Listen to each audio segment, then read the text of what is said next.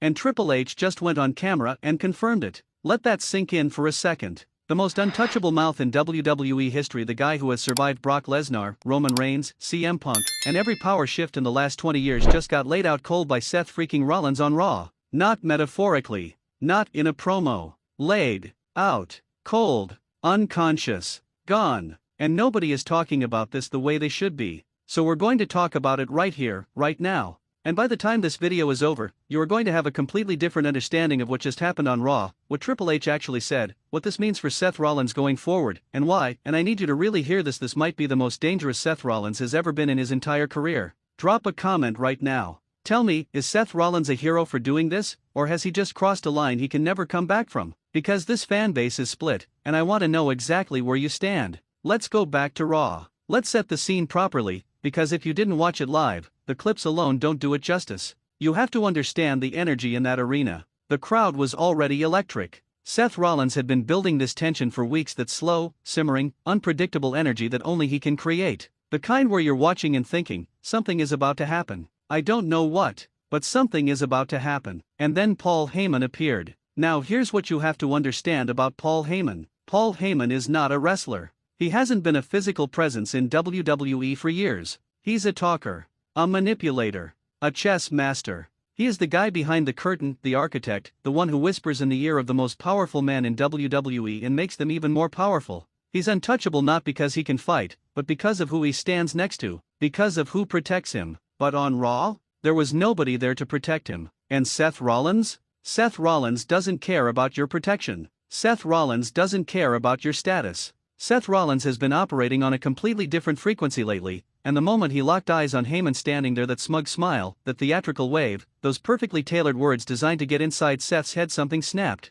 And it wasn't just a snap, it was a detonation. What followed was one of the most visceral, uncomfortable, genuinely shocking moments of brutality we have seen on WWE television in recent memory. Seth didn't just attack Paul Heyman. Seth dismantled him, methodically, furiously, with a level of controlled rage that honestly made it more terrifying, not less. This wasn't sloppy. This wasn't a brawl. This was surgical destruction. Seth wanted Heyman to feel every single second of it. By the time referees and officials swarmed the ring, Paul Heyman wasn't getting up. He wasn't selling. He wasn't doing the Heyman thing where he crawls away and lives to talk another day. He was out. Flat on the mat. Unconscious. The arena went from chaos to this eerie, unsettling silence, because even the fans who were chanting for Seth a moment ago realized this went somewhere different. This crossed a threshold that WWE television rarely, if ever, crosses. And then Triple H made his statement. Triple H, the Game, the chief content officer, the man who books this show, came out and confirmed that Paul Heyman had passed out as a result of the attack.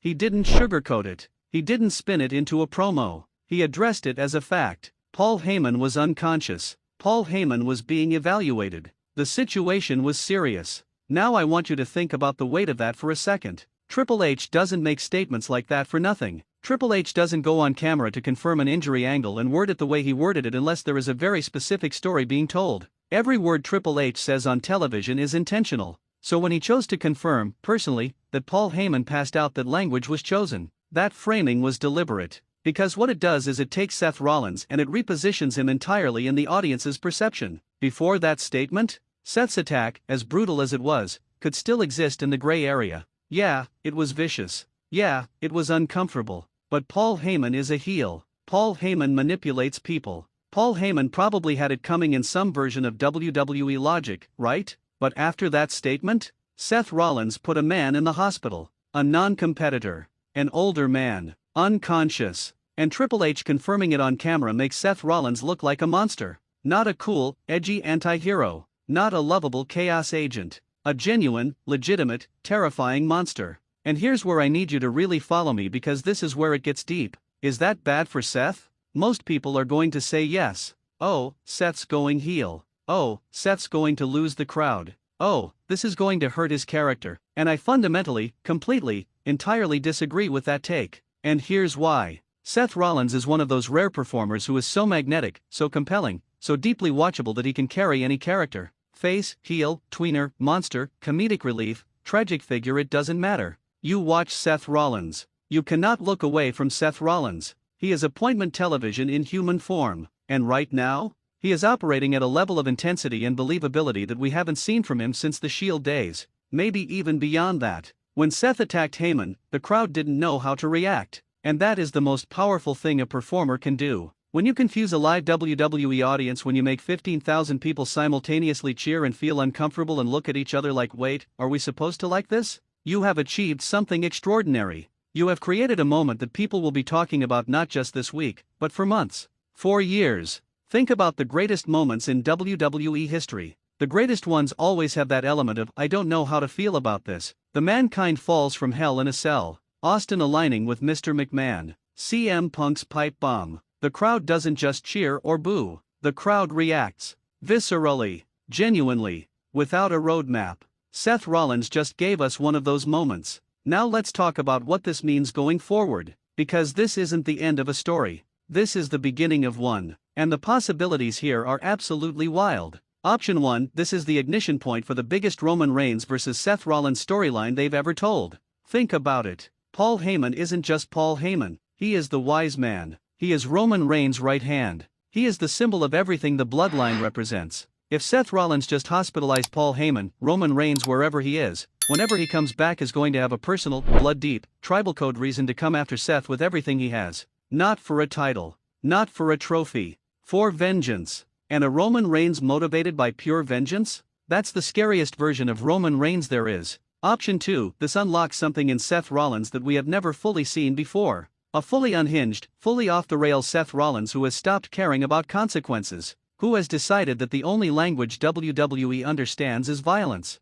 And if that's the character we're getting, every single week of Raw just became must-watch television. Because you will never know what Seth is going to do. You will never know who is safe. And that unpredictability is gold in professional wrestling. Option 3, and this one might be the most interesting. What if this is Paul Heyman's exit? What if this brutal, shocking, deeply uncomfortable attack on Raw is Paul Heyman's final act as an active on-screen character? What if Triple H's statement wasn't just story? What if it was a passing of a torch, a closing of a chapter? Paul Heyman has been with WWE for so long, in so many forms. And if this is his last major moment on our screens, they gave him something unforgettable. Something that will live in highlight reels and greatest moments lists for decades. I'm not saying that's what's happening, but I'm saying it's possible. And the fact that it's possible tells you how significant this moment was. Let me also talk about the thing that nobody else is going to say in their video about this topic. Because everyone is going to focus on Seth. Everyone is going to focus on Heyman. But I want to talk about what this means for the entire roster.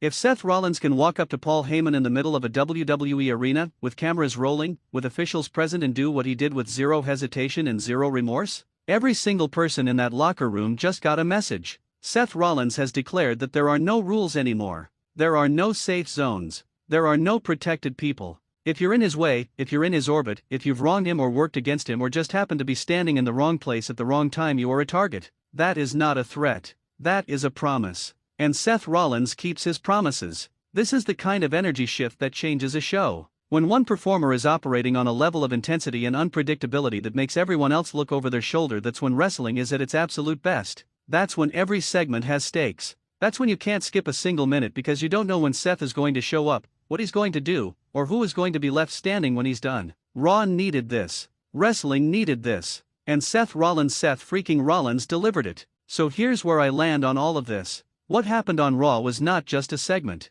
It was not just an angle. It was a statement. Seth Rollins declared war not on one person, not on one title, not on one faction. He declared war on the entire structure of power in WWE. On the people who think they're untouchable. On the architects and the manipulators and the ones who have been pulling strings from the shadows for too long. And Triple H, by going on camera and confirming what happened, confirmed that this story is real. This story has weight. This story has consequences. This isn't going away in 2 weeks. This is the beginning of something that could define 2025 and beyond. Seth Rollins is not just a main eventer right now. He is the story of WWE. He is the axis around which every other narrative is going to spin. And if you are not watching Raw every single week, if you are not locked in for every Seth Rollins segment, then you are missing the best wrestling has to offer right now. Period. Drop a comment. I need to know, is Seth Rollins justified? Did Paul Heyman deserve everything he got? Or has Seth gone too far, and is there a reckoning coming that even he won't be able to survive? Share this video with every wrestling fan you know, because this conversation is too important to stay in one corner of the internet. Hit subscribe, hit the notification bell, and I'll see you in the next one. This is Ring Rumble 1, and we don't do mid.